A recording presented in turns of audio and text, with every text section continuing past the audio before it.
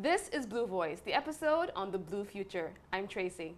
And I'm Nicola. Blue Voice is about spreading awareness on the blue economy in Barbados and the Eastern Caribbean region. And today we'll be chatting with Jonathan Reid, Special Advisor to the Prime Minister. Thank you for having me. No problem. I'm so happy that you're here. Thank you. We have a question that we ask all of our guests. Okay. What does blue mean to you? I'm an island boy, so blue means the Caribbean. I think I'm originally from St. Lucia, moved here when I was 10. So blue really encompasses everything about the Caribbean that I love, all its ups and downs, all the unique parts of it. And we are what we are because we're surrounded by ocean. And that's what it means to me. It's like poetry. And tell me a bit about your journey. How did you get into the line of work that you're into right now? Yeah, so it's been kind of a weird path. I write policy now and I advise on policy, but I don't have a background in policy. My background is more innovation. I used to run a creative firm, and I think a couple of years ago, like everybody else, we were a little bit concerned about where the country was at. And I reached out to the then opposition leader, who I had a relationship with. And I said to her, I think there are certain things that she's not, kind of fully put in context and doesn't quite understand what's happening on the ground for young Barbadians and young people in general. And so she said, well, show me. So I created a couple interactions and a couple of think tank groups for her. We went deep into the relationship, and I went on to design and create her youth manifesto. Then I was invited to become part of the strategy team. I wasn't previously involved in politics, but I really felt like she had a sense of where we needed to go forward. For me, one of the things that sold me on her is that I'd never met a politician who spoke about what they wanted to do next. She was always like, okay, she has a very clear idea of what she wanted to do. She wants to leave politics and go into film. So I was like, okay, that's cool, that's different, right? So I felt it gave her like a definitive timeline to do things that are really important and do it quickly. And quick is important for me. Yeah, that's extremely interesting. It's a different perspective, and I think that's what you bring to the office, that different perspective, thinking outside of the box, doing things differently. That's also what we try to do at the Accelerator Lab. Yeah. So could you maybe share, a bit more in the past 2.5 years, any of the innovative things that you've done, any of the potential opportunities that you have been creating, brainstorming, etc., within the office? Something happened the other day, and I had to look at my contract. And I don't think the first time I got it, I actually read it properly. And I saw it, and it says, like, operate in and out of government through any cut-across ministries. I was like, oh, this is a pretty cool job. So my role, essentially, I suppose, is to stretch what is possible, kind of stretch what are the ideas.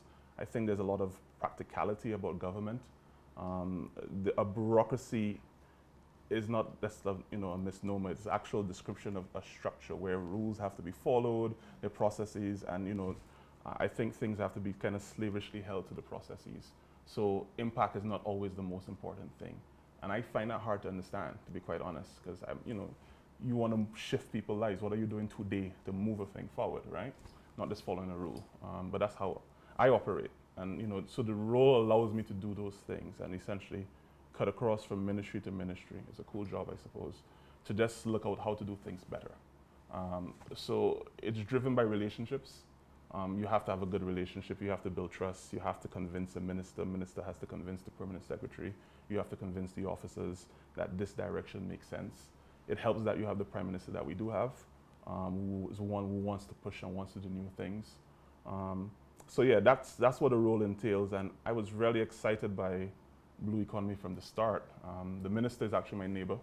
And I remember the night before the announcement of the cabinet, I called him and said, what ministry did you get?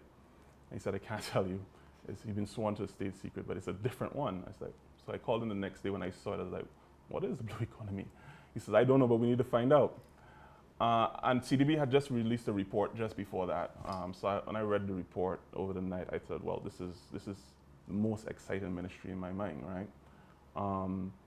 And I think the blue economy offers a potential to really transform what the Caribbean and what Barbados sees itself as, if we can effectively figure out new pillars and new modalities of how to make money, going beyond just being fishermen and thinking about medicine and science and energy and all the range of different things, logistics.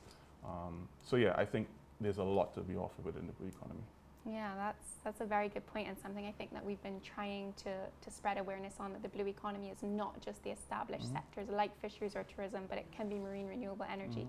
And I remember when we met, as soon as the Honourable Kirk Humphrey got the ministry, we met to help, kind of draft that vision. And 2.5 years on, we're here, and I would love to dive even deeper into, some of the innovations within the blue space, but also your role, I think, in giving youth a voice within this space and the opportunities for youth in the blue space in Barbados. If you could maybe touch on some of those, that would be great. Well, I think that one of the interesting things about the blue economy, for instance, one of the only things that Caribbean has global market share on is the cruise industry, right? So the cruise industry is worth trillions of dollars, and 35% of all cruise tourism that happens anywhere in the world comes from the Caribbean. And Barbados has a significant share of that, right? So I was just thinking of things like, what's the value of shipping logistics? Like, no one thinks of these boring things, but the ability to get ships to move swiftly through port and manage all the software and all those kind of things. These are all industries that we really don't think about, right? But all of these are built on the oceans, right? And I think the one that really struck me is the first time I saw a mapping of our, you should put it on the screen somewhere, a mapping of our economic zone. And there's Barbados, 166 square miles, and there's this huge chunk of ocean that we own, right? And you never thought of Barbados as, more than 166, but it's this huge space that's going deep into the Atlantic Ocean. And how do we really get lots of value out of that? So whether it's energy, whether it's, technology, how do we do a marine mapping of what we have, all those types of things.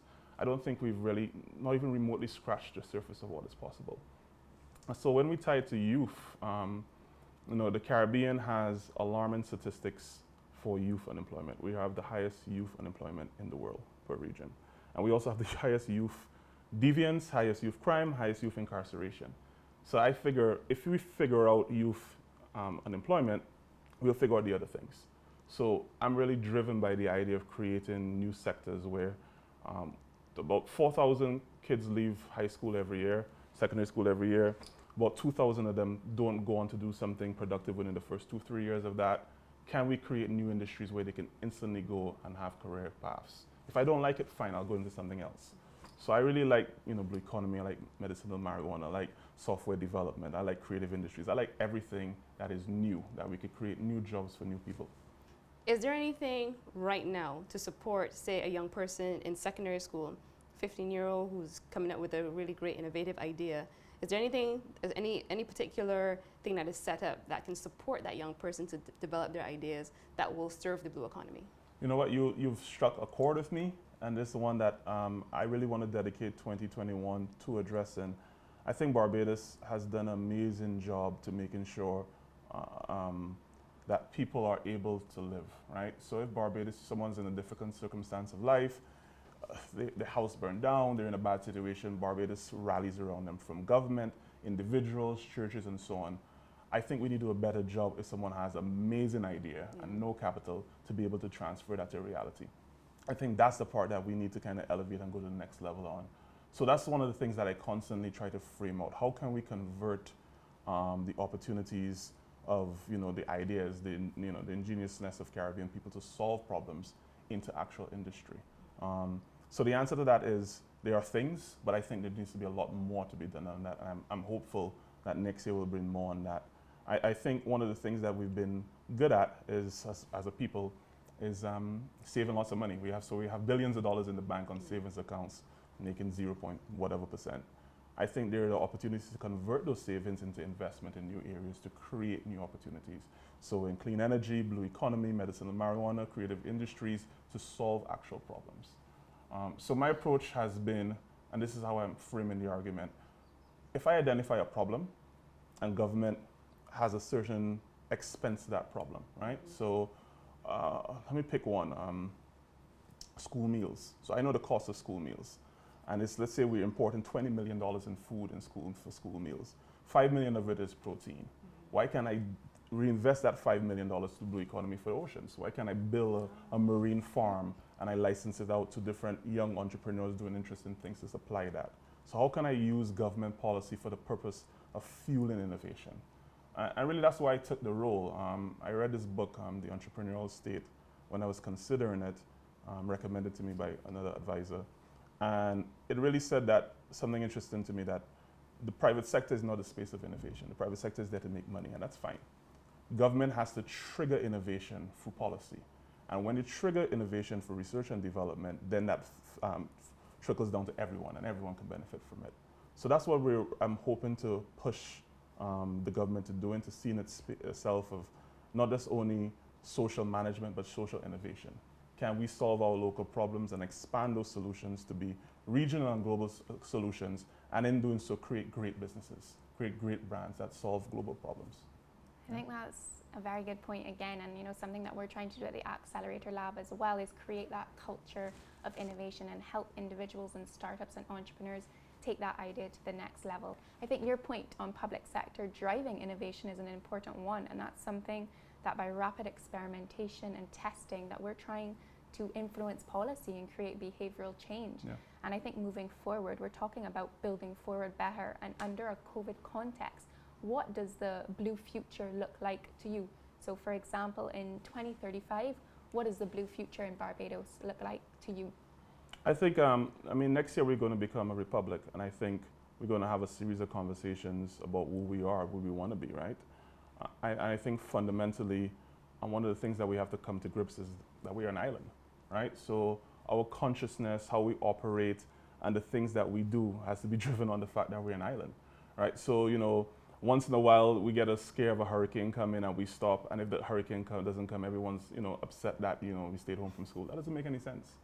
We're an island. This happens a couple times a year. Let's accept it and let's, operate with it. And I think, extending that, I think we have to think a lot more about how we sustainably exploit this kind of vast resource that we haven't even remotely begin to scratch the surface of. So how do we create things that are new? How can we generate a level of curiosity and research and depth into it? How can we really take the fact that a couple hundred kilometers away is another island? How can we connect? How can we use the seas for the means of transportation to have more open markets? How can we do all these range of things and solve our problems using these oceans?